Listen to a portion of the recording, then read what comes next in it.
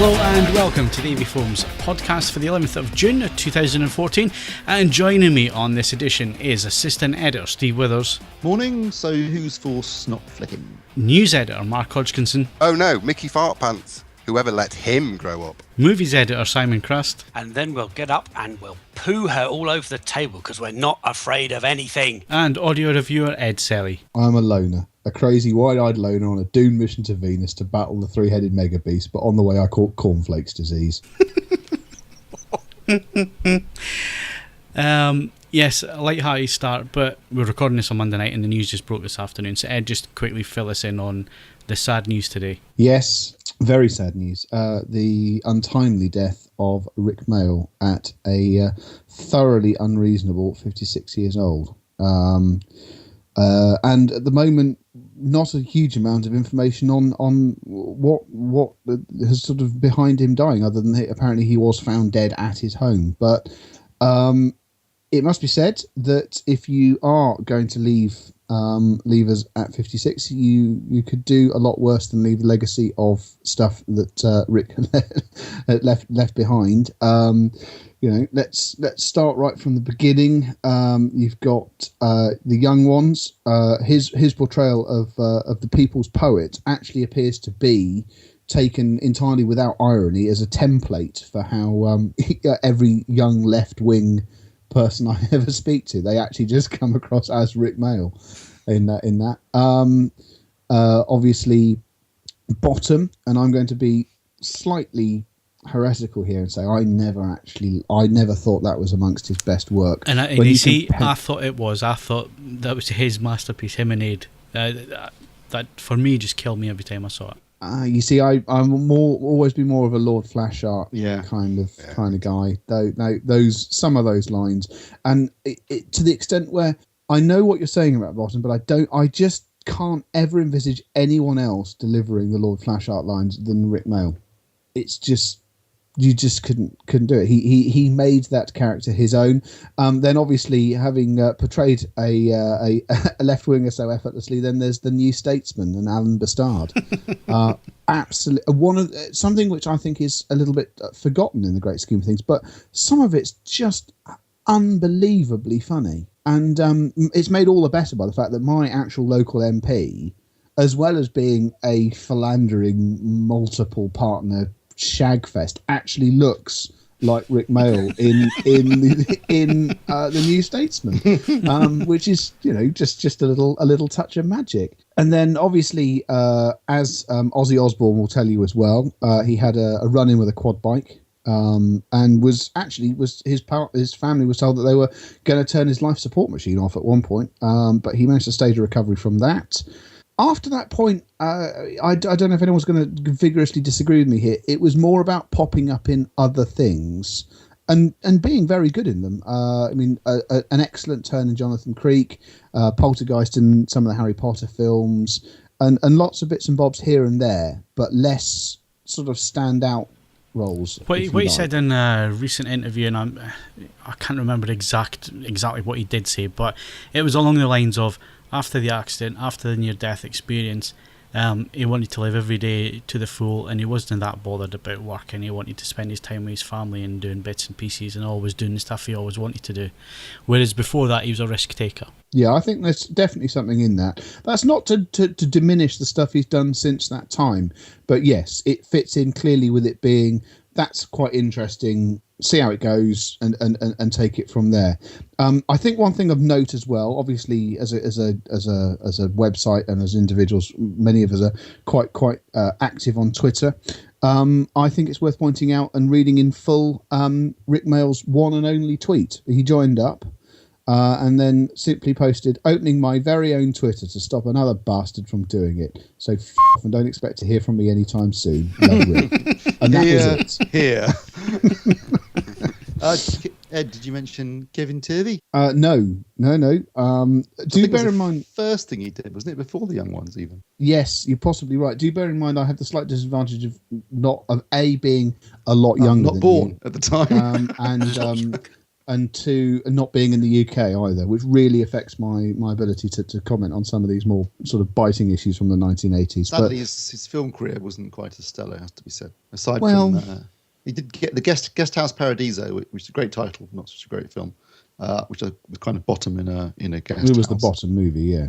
Yeah, basically. And the film we've been quoting from earlier on, which was appalling. So yeah, maybe it wasn't so great at picking film roles, but I guess you take them when you get offered them, really. Yeah, let's not shit on the man's grave. He's barely cold. mate. You were mentioning Twitter as well, and what has been quite heartwarming is actually seeing some of the tributes. In fact, seeing all the tributes that have come through. It seems to be that anybody that was anybody, either during the 80s and 90s, or were growing up in that period, was a fan of one piece of his work at the very least. And I think Darryl O'Brien, his tribute was so on the money, which was we should have seen so much more of him. Mm. Yeah. But equally, this is where it's, there's a balancing act, isn't there? He leaves us, like all great actors, wanting more, and not someone who just, I know Steve's comments about his film roles notwithstanding, he does leave a pretty solid resume of material in TV terms, and there's very little that sullies that. And I've got to say, personally, he's one of, I could count on one hand how many people actually make me cry laughing, and he's on there. He's one of those. It didn't matter what he was doing, whether it was a stand-up role, whether it was Young Ones, whether it was Bottom, whether it was Blackadder, whatever it was, he just had that. You couldn't stop watching him. That was the thing. Yeah, you were always drawn in. Certainly I was, and he always made me cry of laughter. Didn't matter what he was doing. The funniest things I've ever seen, I've seen, various comedic plays and comedy clubs and this, that and the other. But one of the funniest things I've ever saw, and exactly crying with laughter, sides aching, was the first Bottom stage play. Yeah, I went to see that. Yeah, unbelievable at what was the Hammersmith Odeon, whatever it is now. And I can still to this day remember that they stopped in the middle of it, the pair of them. What you thought at the time was ad-libbed, you're playing with the lines, whatever. But when I bought the video, was actually scripted. Unbelievably funny. Just genius. How he could command a crowd with just a look and a twitch of his hair. Brilliant man. I saw him on stage with Ade Edmondson doing Waiting for Godot, actually, in 1991, which was good to say. I didn't see the Bottom show. They were going to do a Bottom show a couple of years ago, weren't they? They were going to bring it back. And then Ade Edmondson pulled out and said he just didn't want to do it, which I think upset Rick at the time. You always do get the feeling that Ade was never quite as keen on it as Rick was. Yeah, because Rick was always the interesting character. He was always the soft imbecile in that partnership in Bottom, but he was also the most interesting. Whereas Ed's character was just mental, basically. I don't know. I live it was my very life. very one-dimensional. Whereas I live my life by some of the things that Eddie and Bottom did. I mean, I to this day have an emergency bitter. I mean,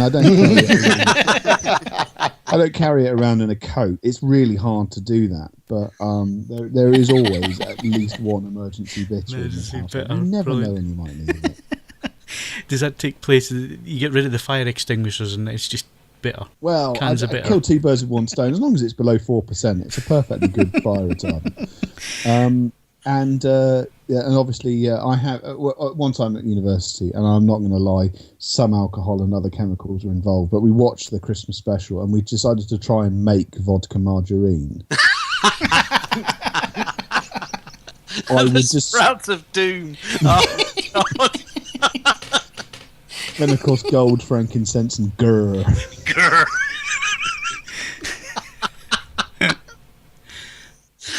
But yeah, it's really hard to make vodka margarine, by the way. That's one for you, Hodge. Rustle up that recipe. Emulsification's the key.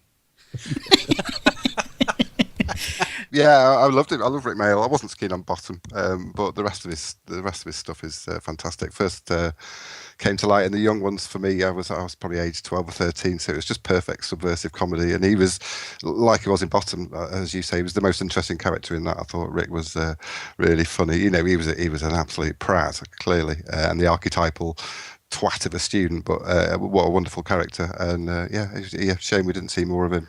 This seems like a fab bloke, well loved.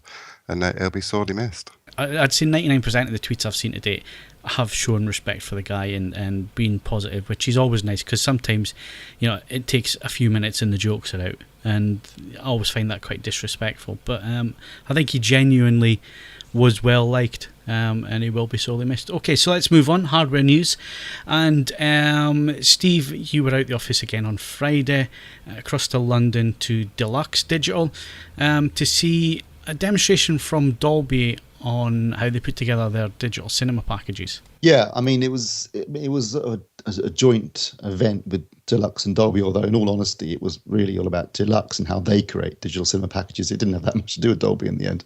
But it was fascinating because, you know, I mean, I guess times have changed. The old days, a cinema package basically was, 5 or 6 reels of film, and that's what got sent out. Now, of course, it's very different. It's predominantly digital these days, with a digital projector, and they send out these DCPs that are essentially a hard drive that they send out to the cinema, and the cinema then downloads it from this hard drive onto their projector or to their server, and then they get sent a key which allows them to actually project the film from a specific time and date to another specific time and date in a specific screen as well. Not anywhere in the cinema, it has to be a specific screen. It's very controlled, which I'm sure the studios love, because it means basically pirating, aside from standing in the cinema with a camcorder, pirating movies now is virtually impossible because it's watermarked and it's so controlled.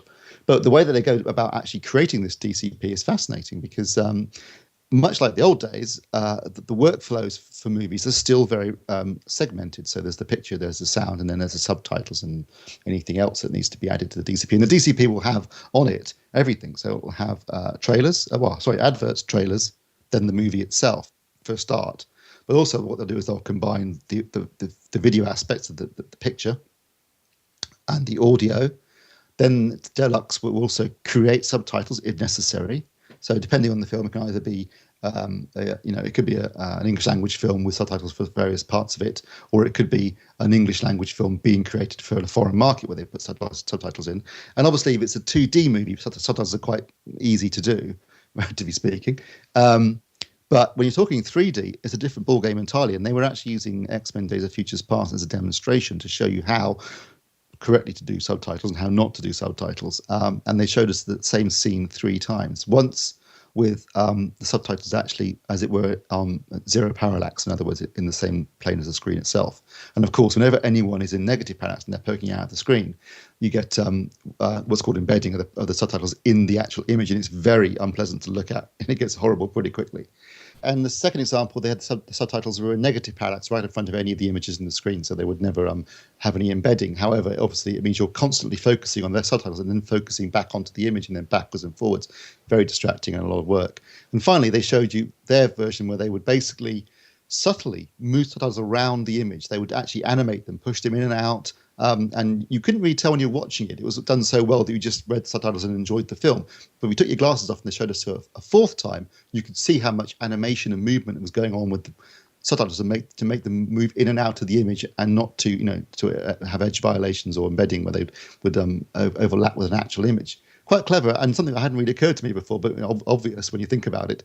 But that's one of the things they do. They also, for other language stuff, will go in and, for example, if they've got, say, a TV on in the background with, like in Godzilla, for example, there's a lot of scrolling newsreel footage and things like that on TVs. They replace all of that in each image in the TV. They go in and change all the languages and everything within the film.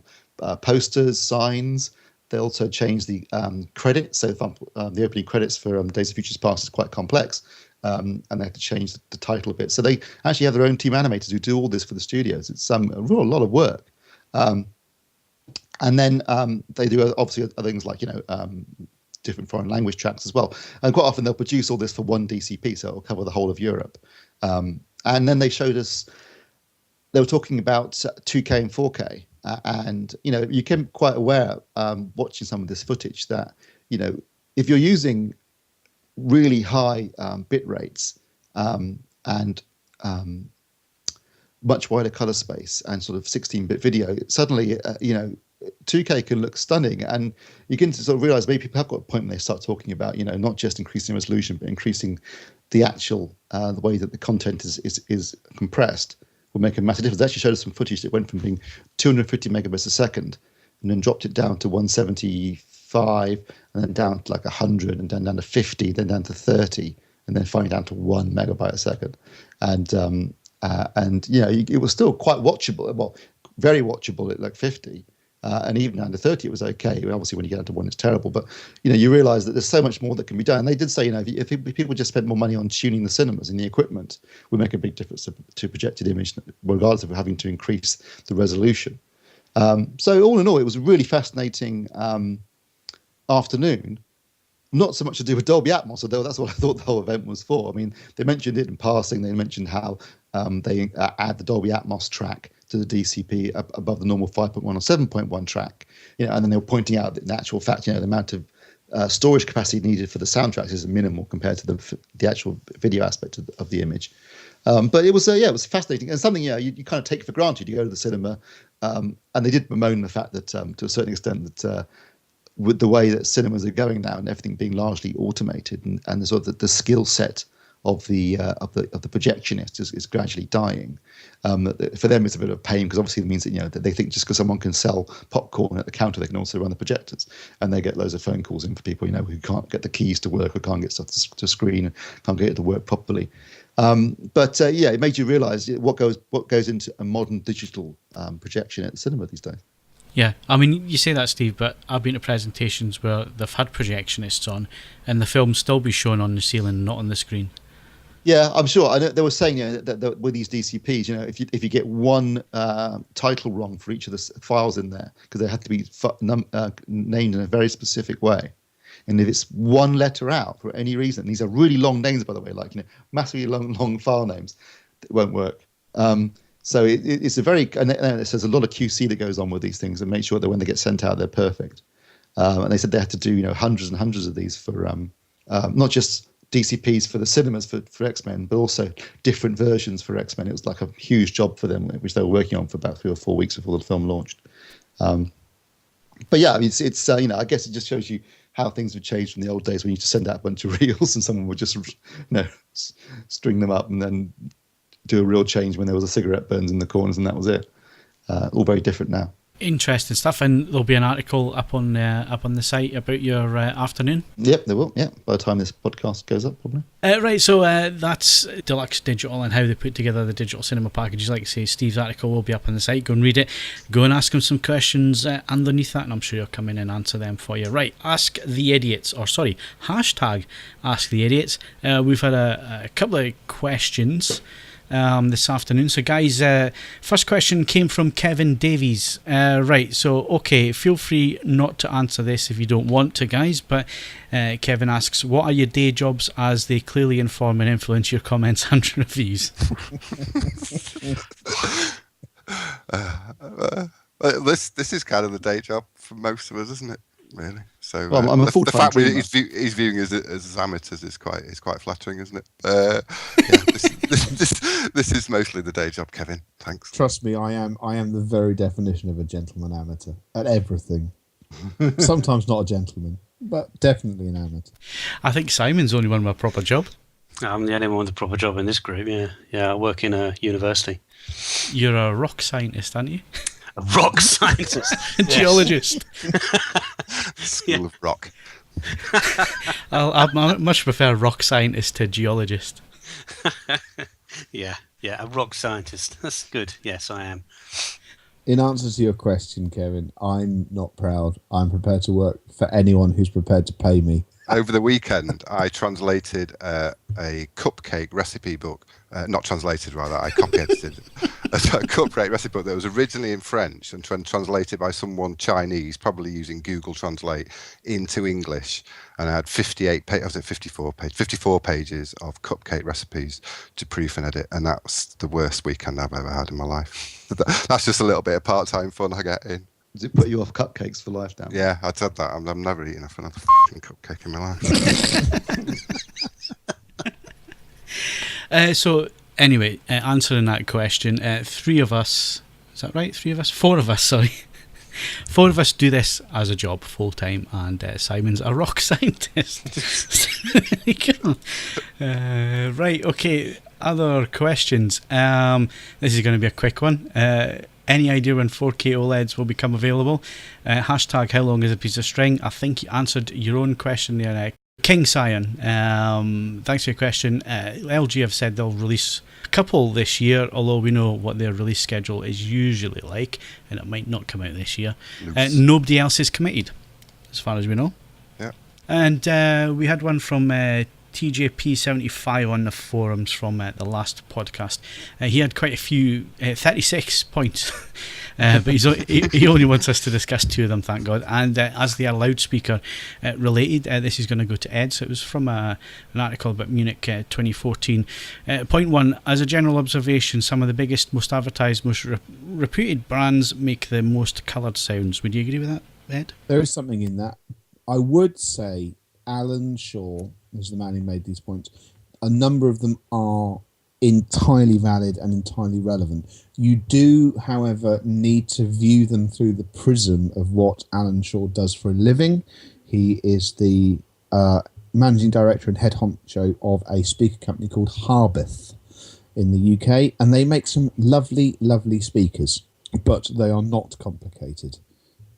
They are actually, if you like, they're descendants of the classic BBC studio monitor. Oh, my son's decided to chime in the background.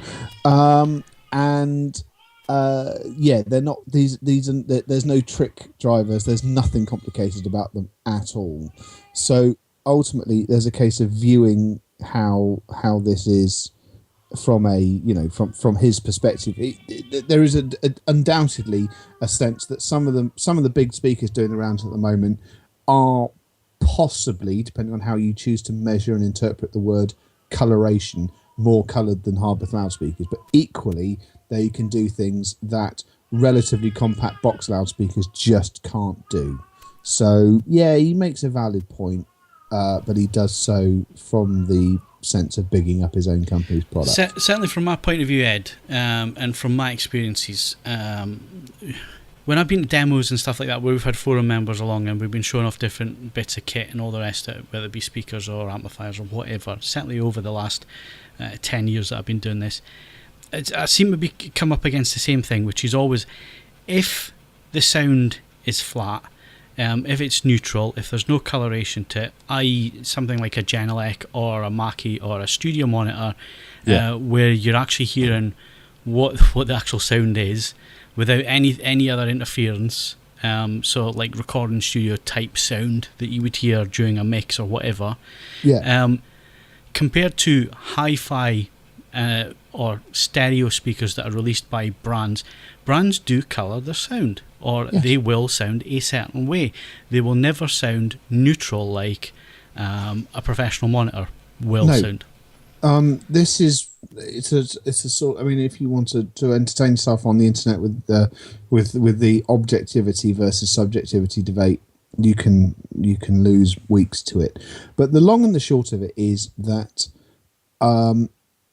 although I would say that a lot of hi-fi and actually multi-channel customers are pursuing accuracy to a point, they are not. It's not the be-all and end-all. They'd rather have something that was enjoyable most of the time rather than accurate all of the time, but not always enjoyable to listen to. You don't want something which is utterly forensic. I mean, with films, it's a little bit different. Film scores are generally most of them are pretty listenable because the effort's been put in. But I mean, I've got albums from when I was a teenager. Music for the Jilted Generation by Prodigy. I love that album. I wouldn't be without a copy of that, but it's not a great piece of the recording art, and I don't want to listen to that on studio monitors because all it will do is point out to me that it's not a great example of the recorded art. I want to enjoy it. I want to feel like I'm 16 again. And that's what hi-fi does as opposed to what studio equipment does. Yeah. Okay. It's a nice differentiation. I think we could be here all night on the points that have been raised in that thread, but at least we've covered one of them. So if you have anything else that you want us to cover, next week's podcast. So we've only got 3 podcasts left before we go on our summer holidays. So if you want questions answered, then either tweet us at AVForums. You can send us an email, podcast@avforums.com, or leave your question underneath this podcast in the podcast forums and we'll get them answered. Right, let's move on quickly. Stuff that has been reviewed this week, certainly by the time the podcast goes up. Panasonic AX802. Mark, you looked at this. Have we got over the loss of plasma? Not quite. Yeah, but it was a big improvement over their last 4K TV, which I got a look at, which was the WT600. Yeah, big improvement in many, many ways, primarily a lack of horrible dirty screen effect. A Panasonic LED that can do decent blacks, which is something of a rare beast. So they've obviously taken to heart the criticism about the weakness of IPS panels. And this is not just for the 4K sets. This is some of the 1080 panels have got VA type panels behind them, giving the decent contrast performance. It was a good television. It's one or two shortcomings, which was mainly the lack of 4K Netflix, where rest of the big boys have all got that app up and running. So Sony, Samsung, LG, Sharp, Toshiba, they'll all have it. If you've got a 4K TV, you want 4K content. The only 4K content at the minute is Netflix. It was an oversight on their behalf, apparently. Some sort of certification issue with the HEVC decoder, as it turns out. So yeah, it's a bit of a glaring omission when the rest of them have got it, and you're desperate for something to watch. Mark, can they fix that? No. It's definitely going to be fixed for the AX9. So another reason to hang on for this AX9, because I mean, all the marketing before the AX802 was announced was sort of lauding how good the AX902 was going to be, which is it was a bit strange at the convention where they were bigging up the X9 and kind of forgetting about the TV that came out before it. Which is weird, and they've still got a few months before that comes out, so you would hope they want to capitalise on sales, but I don't know. They're taking some weird direction with that. So that was a disappointment, but the rest of it was really good.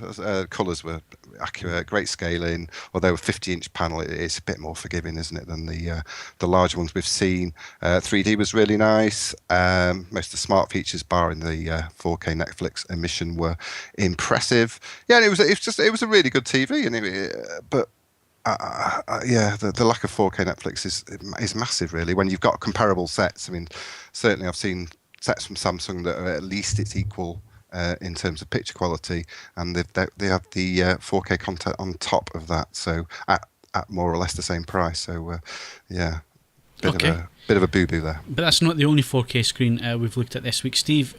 This one, it looks a bit of a bargain at £1,500 for, is it a 55-inch Philips? 55-inch, yeah, 55. PSU 7809, £1,500, 4K. What's the catch? Where's the catch here? Well, a couple of catches, really. One, it doesn't have HDMI 2.0, which isn't a massive problem at the moment because there isn't any. They haven't agreed the standards, and there isn't any broadcasting going on. It probably won't be for some time to come. But it does kind of limit its future-proofing capabilities. It does have HDCP 2.2, which means if we ever do see a 4K Blu-ray system, it could probably handle that. But it doesn't have, a bit like the Panasonic, it doesn't have HEVC decoding, so no Netflix 4K, which is the only source of 4K content currently. Having said all that, you'd be hard put to find a 55-inch flagship Full HD TV for that kind of price. Mm. And in actual performance terms, it was bloody good, I've got to say. It had a nice even backlight. It was using an IPS panel, so good off-axis performance, but rather poor black levels and contrast ratio, to be fair. But with actual content, I mean, I watched quite a lot of football on it recently, and the Grand Prix as well. And I've got to say that the actual picture itself, the video processing was really good, and the backlight uniformity was excellent. The colours were nice and natural. Motion handling was great. It was a really, really nice picture. So I was thinking, I could, as a TV for upscaling Blu-ray, for example, and watching high def broadcast, it's still an excellent television, and I had no complaints in that department whatsoever. Sound was good. Smart platform isn't quite as comprehensive as some of the competition, but still relatively good in places, although it is a bit Eurocentric. So overall, it's still I think still good value for £1,500, but it is somewhat limited in terms of its 4K future-proofing. Prices are starting to erode quite quickly now, aren't they? When we're talking about 4K, so they're tumbling quite quickly. But again, like you both said, or both alluded to, with your roundups there's still a lot of standards yet to be, finally announced. What's going to be? We don't know if there's going to be a 4K Blu-ray format. Well, let's not go there because I really can't put up with Steve crying tonight. And £1,500. I suppose if it was me, I'm prepared to gamble £1,500. I just suppose where your priorities lie, really, Steve, isn't it? About I'd gamble on that. At least I might get a year or two out of it. Yeah, that's very true, Phil. You get a year or two out of it. I mean, I don't know. It depends on. I mean, I guess the average life cycle for someone buying a TV is 5 or 6 years. But with an enthusiast, and I suspect the majority of our listeners, it's a much shorter period than that for their life cycle on TVs. They probably buy them on a more regular basis. So you could think, well, I'll get a 55-inch 4K TV in now for a couple of years, and I'll move on to maybe OLED, or something. Or by then, all of the standards agreed, and I'll buy something else. So in that sense, you could do that. And like I said, I thought the picture quality was excellent. I watched both England games and the Grand Prix on this TV, and I didn't have any complaints at all in terms of picture quality. And I'm coming off the back of a Kuro, so. I don't even think people are going to be like the non-enthusiasts are going to be that bothered about the picture quality either, Steve. They're going to look at it in a showroom. They're going to see the price ticket. They're going to see that it's 4K. They're going to pick it up. Probably because it's getting to the price now where people are prepared to take a risk. They're prepared to blow £1,500. I think, and I don't think it's not a. Like I said, that isn't a. I mean, it's relatively speaking, it's a decent amount of money, but for a 55-inch flagship TV. That's not that bad. Yeah, it's peanuts when you see the Samsung and the Sony sitting next to it. HD telly, basically. Exactly. So from that perspective alone, it's interesting. And also, if like me, I know this is a very small group of people, but if you're still a fan of 3D, of course, the 1080p passive per an eye is also extremely good. So lots of good reasons to buy the TV, but I will obviously caveat that with a couple of points about its future-proofing capabilities. Okay, cool. And that review will be live once this podcast goes up as well, so go and have a read of that. So other reviews that are upcoming, end of this week, we're looking at what, Steve? Guess what? Another 4K TV. Never. The Samsung HU8200. Which I guess, judging by the name, sits between the 8,500 and the 7,500. So that'll be coming. That's actually coming on the day this podcast goes up. Actually, it arrives finally. It's been a bit delayed. It was supposed to come last week, which is why I mentioned it in last week's podcast, I think, but it didn't turn up. But it is coming, and it will be reviewed as soon as it turns up. We'll be reviewing that. And Mark, you're looking at another Panasonic screen. Yeah. Well, once the A802's been picked up, then I can put that one on the stand because it's phenomenally heavy, so I can't put it anywhere but the living room. But yeah, I've got an AS640 waiting in the wings, which should hopefully be up on the stand tomorrow. Now, this is interesting because this is a non-IPS panel. This is a VA panel, isn't it? And yeah, it's a retailer exclusive as well, which I didn't. So it's a Curry's only, this one as well. Curry's only, and it's active 3D. So the only active 3D 1080p set in the Panasonic range this year, and it's retailer exclusive, which is interesting. Which makes it probably the most interesting TV of the first wave of new ones that we've had from Panasonic, just because it's using a different panel and it's active instead of passive. Yeah, so it's probably going to have the decent contrast performance again, almost certainly a VA type panel. It'll be interesting to see that if they carried over the form of the 802. It should be a good set. Okay, so that's the reviews that are coming up hardware wise.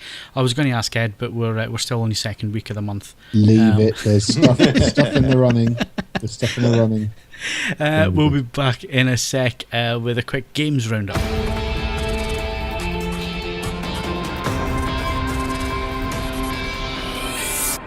Right, so we've got no Mark Botwright, and we've got nobody from the games team, and the reason for that is that the big press conferences at E3 are ongoing at this very moment in time.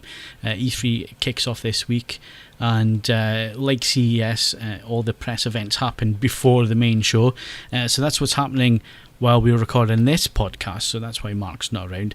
But you can stay tuned for a big games podcast, which should be up on Friday, and that's all the coverage, and it also gives the guys time to take in what's been announced and generate some thoughts on what they think. And certainly from the tweet feeds that I've been looking at, it seems to be Mark very games heavy this time around and not hardware focused. Mark? Oh, he's not here. No, anyway. No, yeah, I know. I did see a few bits of news coming out of the Microsoft conference just before we were coming on. It's all about the games. They're not really wanting to talk about their Kinect backtracking and all that. They got all that bad news out of the way before E3. Well, bad news if you view it that way. The majoring. I think the one that caught my eye from when I was a proper gamer was the announcement of Halo 2 multiplayer. So that's coming to Xbox One, which many consider the pinnacle of Halo Online, the first iteration. I must say I was massively into that. Probably one of the few online games I've ever played. So that's tempted me into an Xbox One. And the complete Halo 1 to 4 is also being remastered and brought to Xbox One. So another reason for me to stick my hand in my pocket come September, I think. It's all games focused. I think it's only Microsoft that's been so far. So we've got Sony at 2 a.m. Well, it would have been the Tuesday before this is published. It's all about the games. And presumably, with the games team doing this in real time and looking at this, their podcast is going to make Apocalypse Now Redux like an episode of The Simpsons.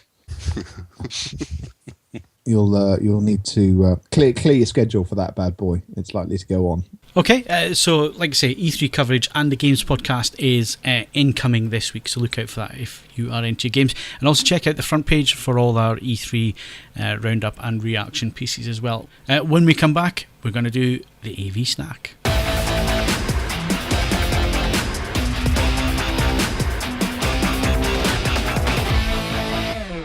So Mark, the music is queued up. On you go.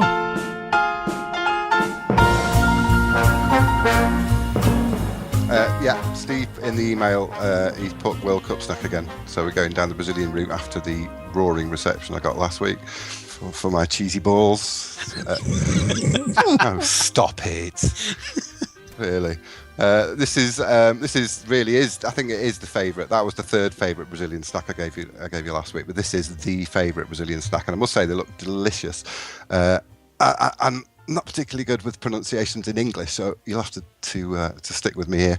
I think they're called coxinas. Sorry, spelled Coxinas. Yes. And I didn't pick it because of that. It only just dawned on me before we started what that's going to happen with your filthy mind. So a coxinas. Coxinas. Look them up. COX. I don't want to look. If I look up cocks in arse, no. Spell it. Google. I'm going to get some very unpleasant, returns from that search. Stick your safe search on and look for it. Hang on. I'll spell it for you in our chat window. There we go. Look that up. They look marvellous. They're kind of like a little raindrop of fried goodness, filled with a creamy chicken sauce. So talking about the food. Yeah, absolutely. So they come out. They're deep fried, so that you can't go wrong. Ingredients are chicken breasts, chicken stock, carrot, onion, bay leaves, butter, garlic, cream cheese, flour, eggs, and breadcrumbs. And obviously you need some oil and a bit of seasoning. Method. Here we go. You see, you poach your chicken breasts in the chicken stock. Depending on how thick they are, they're talking about 15-20 minutes on a gentle heat to get them cooked. Set them aside to cool, strain the broth, and keep that for later on. You shred the chicken into small pieces once it's cold. You can use a processor if you want, but I would use a knife. It should be sufficiently soft. Stir the cream cheese and lime juice into the chicken. So if you can imagine that now. Finely chop the onion and garlic. Soften that with 2 tablespoons of butter until golden. Add the onions clearly to the rest of the chicken mixture. And then you will need to reduce the chicken broth a little bit. Hang on, it's getting complicated, this. The chef says it's getting complicated. Abort.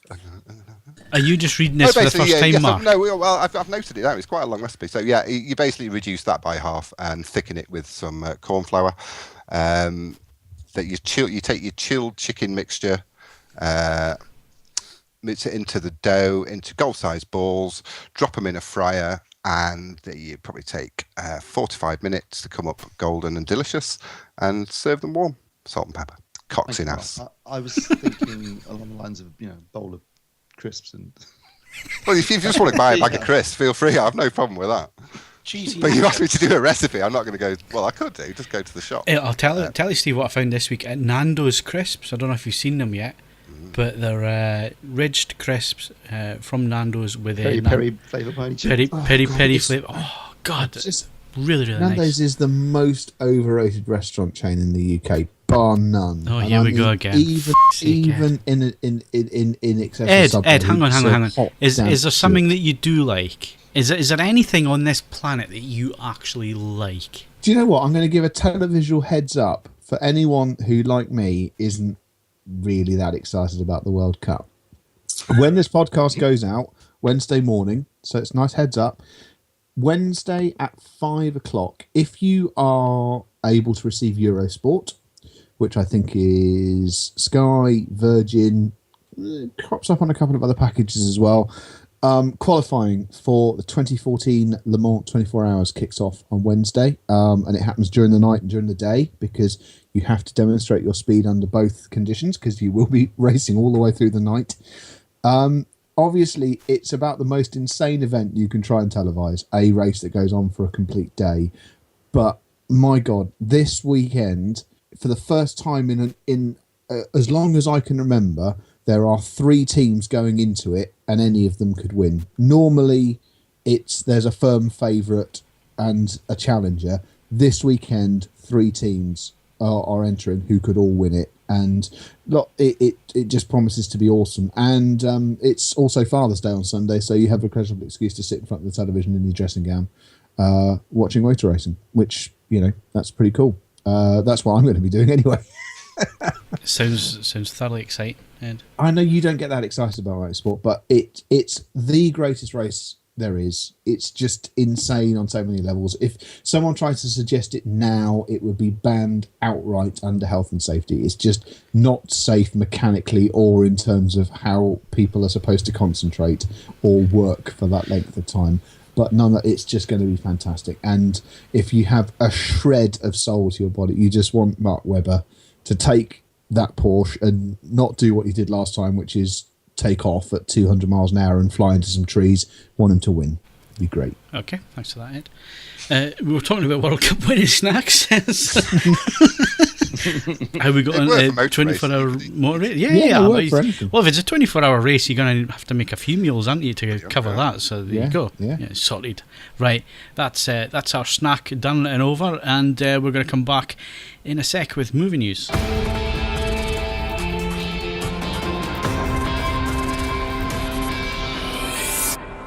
So, movie news, and I guess we have to start with what's at the cinema, Steve? This week, Phil, it's 22 Jump Street, the sequel to 21 Jump Street, the surprise hit from about 2 years ago, I think it was, with Channing Tatum and Jonah Hill, based upon a TV show from the mid-80s with Johnny Depp in it.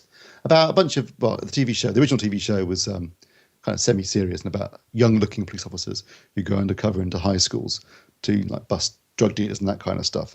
The film version is an out-and-out comedy because clearly neither Channing Tatum nor Jonah Hill look remotely like 16-year-olds. This sequel is set in college, so rather than being in high school this time, they're undercover in a college.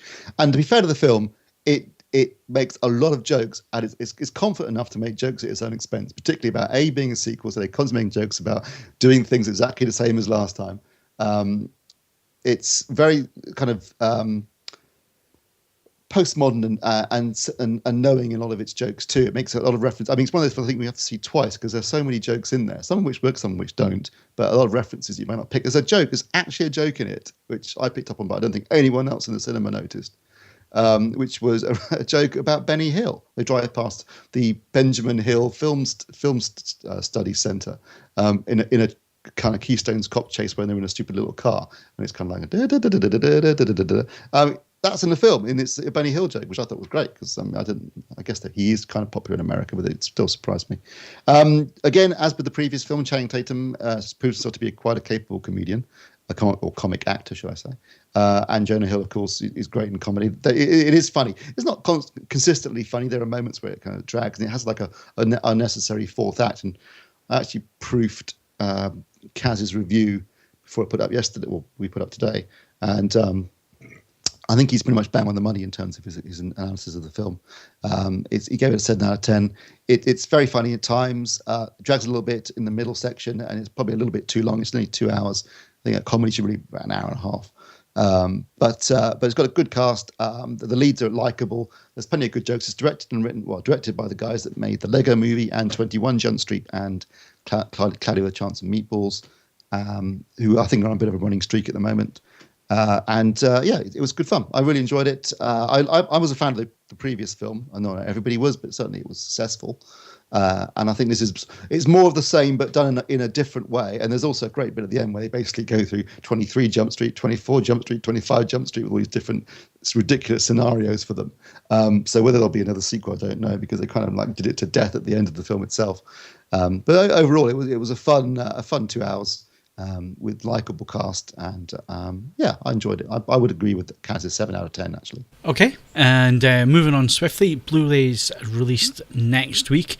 We've got Porky's, Persons of Interest Season 2 and House of Cards Season 2. I think House of Cards is a definite pickup if you haven't got Netflix. Who doesn't have Netflix? Yeah, I suppose. Well, Simon doesn't, so Simon will be picking this up, aren't you, Simon? I will be. There you go. And I will be reviewing it for the site. And Person of Interest? I love it. But that said, it's on Netflix as well. So I don't think it's one of those things that probably benefits. It'll look fractionally better on Blu-ray, but it looked perfectly acceptable on Netflix as well. So the other one is Porky's Mike Hunt. Has anybody seen? Classic, absolute classic. Yes, it is. So let's move on to our last subject tonight, which is going to be a mass debate. Yay.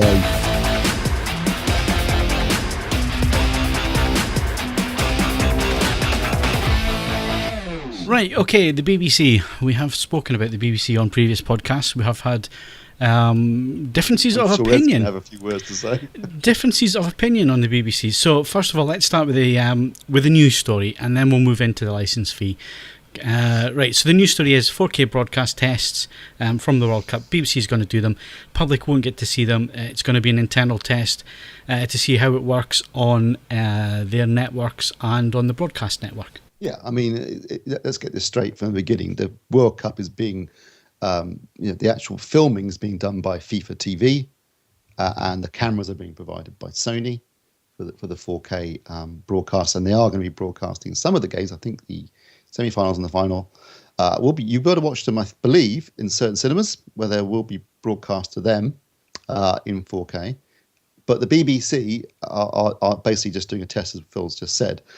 So they're taking the feed from FIFA TV in Rio or wherever the game is, and then broadcasting it back to their test centre at BBC House back in London, purely just, I guess, to test the feasibility of doing it over the broadcast. They're not doing it at Salford as well. They're going to do it by fibre up to Salford as well, Media City, which is a new media centre in Manchester, where most of the BBC moved. Well, I guess it's interesting that they're doing that, given that they were quite publicly talking about not being bothered about 4K 6 months ago, and saying that what they were more interested in was improving the quality of full HD. Well, no, what the argument was that they couldn't spend license fee money on a technology that people wouldn't have access to. So they couldn't spend the license fee on technology which nobody had to pick up on. But now that loads of 4K TVs are being sold. Well, yeah, I think they've seen I the think numbers, they sales can, numbers. they can and get the prices. around that now, and they can now look at investing some license fee money into the R&D for 4K because it looks like being viable now. Yeah, plus also, there was no way in God's earth the manufacturers are going to give them monkeys about trying to improve the quality of Full HD, were they? That was never going to happen. There was not going to be any wider colour spaces or higher bit rates or any of that other stuff. It was never going to happen. So BBC were just pissing into the wind on that one. They've obviously just realised that they should just jump on the bandwagon along with everybody else, which I think is good news from the point of view of, we were talking about how long it's going to be before we get any 4K broadcasting. It might be a lot sooner than thought. But is it going to be good news? Because it sounds like because these TVs are now selling, they're playing catch up and they're going to cut corners. And the stuff that we've been talking about. Who's playing catch up? Well, the BBC's now doing all their testing. They could have been doing this ages ago, but like we said, they had to get round the licence fee thing and the rules behind that. But they're playing catch up. We haven't had any specs come out yet. There's no specs have been. There's nothing like that or standards. And we were talking earlier on about how we want to have wider colour gamut. We want to have higher bit rate and all the rest of it. But to the fast way of getting it is to do 8-bit. Because the infrastructure's there, it all exists at the minute. That's a quick way of doing it, and they could cut corners and go for the quick route instead of going for the route where we get the expanded gamut, we get the higher bit rate. Yeah, no, I agree, Phil. I mean, obviously, I can't see a world where people are going to try and improve Full HD, but there was an opportunity, a rare, brief, golden opportunity here to move to 12-bit or 12-bit video, have a wider color space, maybe higher bit rates, and obviously we've got a more efficient compression codec, which is good. There was an opportunity here not just to add resolution, but to significantly improve the picture quality. And I can vouch for, like I was saying earlier, about the demonstration I saw on Friday about how good stuff could look. Yeah. If you just change some of the specifications, even with an existing resolution. Well, look at the stuff. We're not going to get it though, are we? You're right. They're going to go for the cheap and easy option. Well, look at the stuff that we can pull off the broadcast cameras that we have for shooting our videos, and they're bottom of the run professional cameras, so they're not expensive cameras in any way. Even looking at SD quality from these cameras, when you see what comes out the actual camera before there's any compression and all the rest of it, SD could look absolutely stunning. HD looks absolutely stunning. But once you've added compression in it and it's been through the system a few times, and then you've got broadcast compression, and you lose an awful lot. And I think the same is going to be with 4K. And I think the easy way to make money is to cut corners and use existing technology and platforms where you can. I mean, just look at the internet. You know what I mean? It's like old copper wire, and it's going to take decades to replace the copper wire with fibre everywhere. And there's some places will never see fibre in the next 20 odd years, and it's the same with 4K. And the people with the bandwidth are probably going to get it because it's probably going to be a streaming only technology, unless the BBC get behind it, and ITV and Sky and the rest of them. So you'll have broadcast. But in terms of Blu-ray and that, well, we've already discussed that, haven't we? So. Yeah, quite. And also, I guess the thing is, whilst in an ideal world, we'd like to see, other aspects of video technology improved, not just the resolution, but things like color space. The reality is, the color spaces they were talking about using, like Rec 2020, I don't know about you, Mark, I haven't tested a TV that gets anywhere near that, even in its native color gamut. No. You?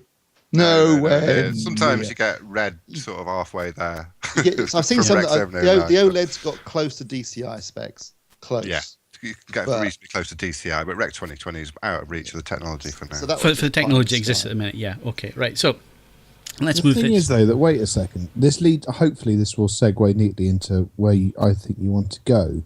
In the great scheme of things, I can imagine watching the parliamentary standards and haul the execs up in front of politicians thing.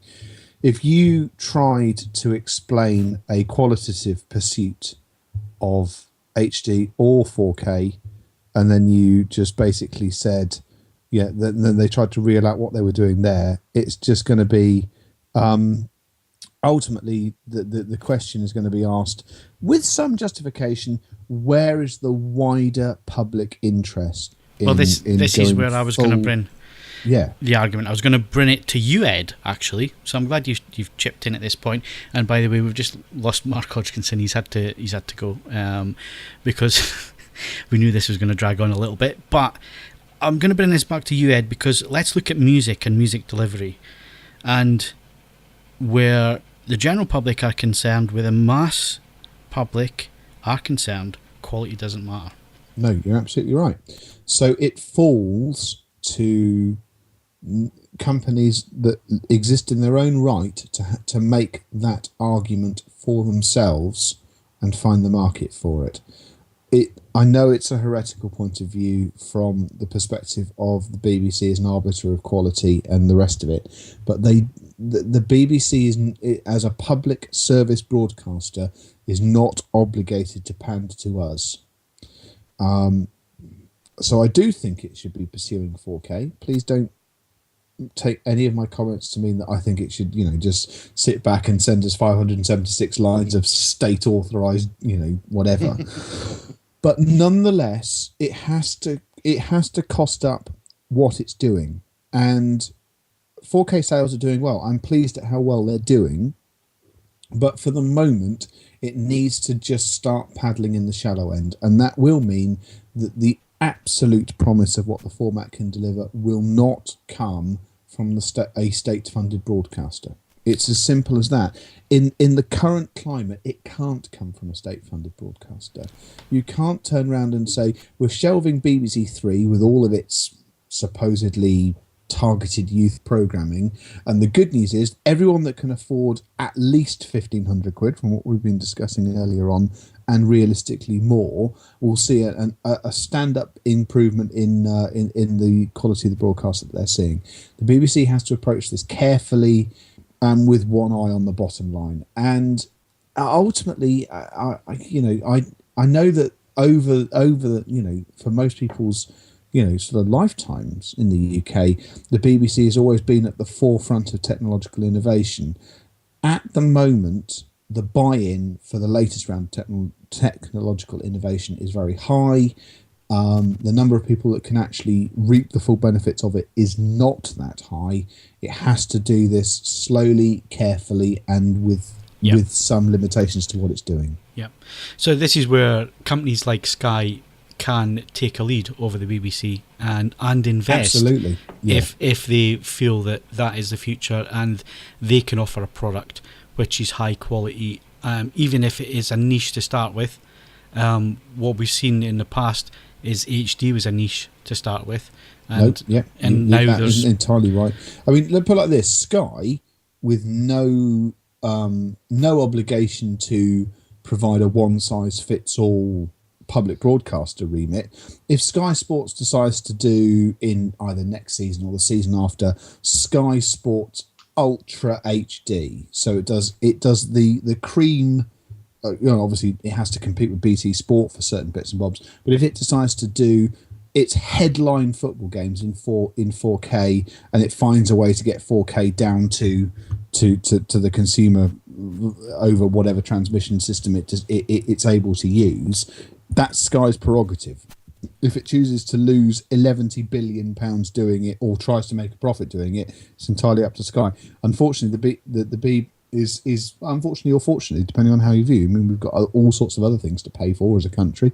We have to be sanguine about what it can do to compete with that. Okay, so Simon is the answer that the BBC moves to a subscription model, so it's no longer a publicly funded broadcaster. That's very interesting. The BBC prides itself on being, I mean, you were calling it a state there, Ed. It's not really state, is it? They're independent from the state. They are funded by the public, so they are beheld to themselves. But their position is, if you like, I can hear semantics in the wording. I think their position is a result of a degree of protection via the state. Because let's face it, until recently, obviously the rules have actually been relaxed a little bit comparatively recently, but until recently, you could go to prison for choosing not to pay your TV license to fund this notionally independent of the state-funded broadcaster. Yeah, and I think that's probably the crux of the problem that most people have with the license fee is that if you buy a telly, you have to have a license. Now, we all know that's not strictly speaking true, particularly now when you can kind of block the live transmission and to some extent some of the catch-up stuff. So you don't have to have a license fee to own a television. Don't have to have a license to own a television, whereas in previous years you did. Whether or not we lose the license fee completely and just go to a subscription only, so you pay a monthly fee to get the live broadcasts, it's almost a philosophical question. Would you want to do that? I kind of fall on the side of yes. I think I would prefer to do that. Well, we're moving into it's a service industry, isn't it? So, is there room for state-funded broadcasters now? I mean, it's obviously worked in the past. It's kept the BBC relatively independent, but I wouldn't say that the BBC is totally independent, because it does. It's not. It needs government input, so it can't be completely independent, and obviously it's paid for by public money, pays for it. So, Steve, what is the argument here? I mean, there's a lot of arguments saying, well, the quality of the programming would go down and all the rest of it, but they're making an absolute fortune of BBC Worldwide by selling their quality content abroad, so it must be bringing in a hell of a lot of money as well. And if they set up a subscription service similar to what Sky do, then surely they can still bring in enough money to invest in quality programming. I think if the BBC was to operate as an actual profit organisation across the board, as opposed to just in certain segments of it, could probably make a lot of money. Actually, could probably do very well. I think one of the reasons why the BBC World is so successful outside the UK is because the BBC still has a very good reputation worldwide as a quality broadcaster and a producer of quality content. And I genuinely think, personally, that they are that. I know that Ed has got some issues with certain aspects of the BBC in the way they behave, because they provide so much for free, they can crowd out other people from the marketplace in certain areas, and that's probably true. But in terms of what you get for, was it 12 quid a month roughly for your license fee? What you get for 12 quid a month is staggering. I mean, not just BBC television programs, but all the BBC radio channels or the BBC website. I mean, all these things, as far as I'm concerned, are worth the money in themselves, and people will happily spill out 80 quid a month to Murdoch and then moan about 12 quid a month for the BBC. I think that's ridiculous. The question is, but the question really is that the way we watch television is changing fundamentally now. Certainly, I don't know about anybody else here, but I rarely watch live broadcasts. I'm thinking about getting rid of my TV license because I don't watch live TV. I don't watch live TV much now, but I do occasionally. I mean, for example, the next 3 weeks I'll be watching a lot of live television because I'm watching the World Cup. Now, if a game is on the BBC and ITV, I can tell you right now I'm watching it on BBC, and that reason is for one reason only, not because they've got the best, commentators and anything like that. I can't stand adverts, and I object. But the BBC do it. The BBC do it. I mean, do they go from one programme to the next? No, you get about 4 or 5 trailers for BBC, BBC Business. No, you get 4. No, you get 4 or 5 between shows, depending on how late or how early they're running. But you don't get stuff during the programme, do you? It's not but there's a lot of subscription services that have adverts that are like that as well. Because Sky Movies, you can watch an entire movie with no ad break whatsoever. Yeah, no, but what I'm saying is that now that's what I mean. That's a live broadcast. If I had the option of watching it on ITV or BBC, I will pick BBC because I refuse to sit through adverts. I hate them. Okay, I don't want to. I object to the fact that they show adverts in the cinema after I've paid money to get in there. That really pisses me off. But the point is, since I don't watch much live television, and when I do, when it is something I want to watch, like on, say, Fargo on Channel 4 at the moment, I always record it and just watch it another time and get rid of the advert breaks by skipping through them. That's my solution to that particular problem. But what it means is that I rarely watch live TV. Yeah, so but that's I'm you streaming from most of my content. But that's your personal but what perspective I'm saying, on things. My content.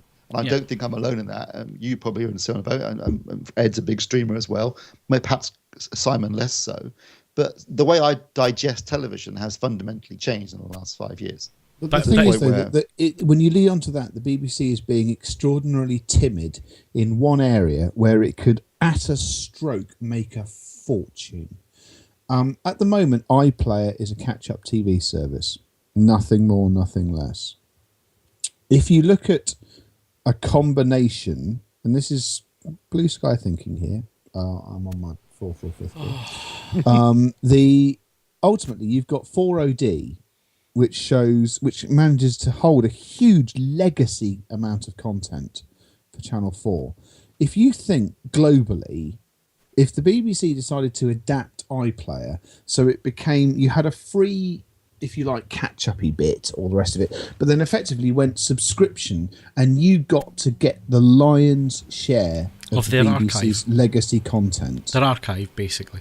They could clean up. Yeah, totally. I'd pay for that. I'd pay for that. I know, but if you said in the UK, if you pay your television license, you get it gratis, you'd earn a huge amount of kudos anyway, working on the principle that UK viewers have already paid for it in one shape or form. But internationally, and let's face it, the BBC does have the muscle to get apps onto smart TVs. It's demonstrated that quite eloquently already. If you started selling internationally the iPlayer platform, and it's not a catch-up TV service, it's all of the best bits of the BBC, and it's $10 a month, they make a fortune. Yeah, I think the thing that people get upset with, and let's get the whole advertising thing out of the way, because I don't really think that's an argument. Because if the BBC moved to a subscription service, I still think they would show a whole programme without putting adverts in the middle of it.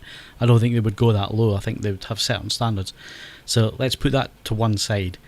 But the main point I think that people get annoyed with is that, and we said this before, pay Murdoch £80 to watch Sky. You still have to pay your TV licence. Even if you don't watch the BBC or ITV or any of the terrestrial channels, you still have to pay a licence fee because you're watching live TV. Whether that live TV is supplied by Sky or Al Jazeera or off a satellite from Sweden, you still have to pay a TV licence. And I think this is what winds people up. You got no choice in the matter. If you want to watch live TV, no matter what kind of live TV, you need a TV licence. Yeah, well, the license is slightly anachronistic, isn't it? In a sense that it is a state-introduced way of funding the BBC that at one point, as just pointed out, was a criminal offence, which you should go to prison for, which seems a bit draconian. But yeah, I mean, the point I was trying to make was that if they moved, TV in general is moving towards an on-demand, model, I think, and I think broadcasters are becoming less and less important. And so, from that basis, the BBC would be forward-thinking, as just pointed out, to perhaps take a step forward and already plan for a non-broadcast future by offering things like the iPlayer as a subscription service. Which I've got to say, again, and it's a good idea from Ed, if you had the option of either paying for a monthly fee for the iPlayer or just paying a license fee and getting that as part of the package, I think no one would have a complaint about that. Yeah, I think and I'm sure that all the people that moan about having to buy a license fee, I bet they watch the BBC. Yeah, but regardless of what they might say. I think the whole thing is a matter of choice, and I have read a few things where people have they bought a certain satellite system because they want to watch non-UK based stuff because it's from their home country or whatever, yet they still have to pay, what is it, £145.50 for a license for the TV, which I think that's wrong. I don't think it should be, there should be a certain amount of choice there, I think. I mean, it's just little things. I've just been dicking about on the internet. I'm good at that. Just for example, one of my all-time favourite BBC programmes starred Richard Bryars, also late of this parish. It's called If You See God, Tell Him, and it's if you've never seen it, I think it exists in fragmented form on YouTube. It's just ridiculously funny. Why on earth can't the BBC monetize that I can just whip online? I mean, let's face it, it was recorded in standard def. It'll have a bit rate of the square root of sod all. It will be no problem at all. And just, it's just magnificent. It's now 21 years old and it's doing nothing. It is money lost to the BBC. Because I'm sorry, I'm sure, apparently you can buy it on DVD. I'm sure as hell not going to buy it on DVD. It's not worth that. But being able to have it as something available on demand, get in there. Why not? Why can't I do that? Well, you see, the other thing is the other argument that keeps getting thrown up that I read time and time again is that, well, if we went to a subscription basis or we took the licence fee away from the BBC and they had to raise funds the other way, then it'd be a race to the bottom in terms of the quality of the TV and the quality of the programming. Have a look at BBC One right now. That would be my reply to that. They're already competing with ITV in a race to the bottom. Certainly daytime TV. Yeah, we've discussed at length who the hell is daytime TV aimed at. Yeah. There's lots of dross on TV, regardless of which channel you're watching, and I think we all can agree that. There's also some absolute gems in there, and that includes ITV as well. Not so much, perhaps, in my book, but certainly there's some great stuff on Channel 4. I've got to say, some of the ITV drama stuff, Steve, I think you're being a bit unfair because it is world class. Yeah, like I said, I mean, there's good stuff and bad stuff on all the channels, and I'm not saying the BBC is better in that respect at all. And the same goes for Sky. I mean, I've just been watching Penny Dreadful, and that's a Sky co-production, and I've got to say it's very good. I'm enjoying it. So there's plenty of opportunity out there, and I think ultimately the BBC are going to have to look. I don't think the license fee is sustainable long term as a business model for the BBC as a way of funding them, because it's anachronistic, and as we've just pointed out, people who don't really like the fact they don't get a choice, and broadcasting as a medium, I think, is on the way out anyway. So the BBC, and also I think, as Ed's pointed out, the BBC could probably make significantly more money if it monetized its library and its of programming in a more significant way than it has today. I mean, I guess it's made quite a bit of money out of DVD sales in the past, but DVD sales are plummeting, I should imagine, for TV series now that we basically stream everything. I mean, I've stopped buying shows on DVD, and I used to be a big buyer of TV shows on DVD because I just watched it all on Netflix or on Now TV or wherever. So I think there's an opportunity for the BBC to it could probably end up in a better position financially with less government interference if it did that, and hopefully, as we said, retain some quality to the programming as well. And I went out the house on Friday, and they were laying fibre outside my house. So, fast internet, better streaming. Have fun. 4K you become. There's only one thing to watch, but you can watch it again in 4K, and then actually, did you finish watching House of Cards? No, I've only got as far as episode 2, and I gave up on it. I've just had so many other things to do recently. I haven't watched any TV in such a long time, Steve. It's I've got loads to catch up with. I only just watched Captain Phillips the other night, and that was only because you sent me the disc to watch. Anyway, that's our thoughts on that. There is a story. It's had 200 and odd replies so far on the forums. It's on the front page as well. So the license fee, should it be axed? It's coming up for renewal in 2016. That's why there's a lot of debate about it at the minute.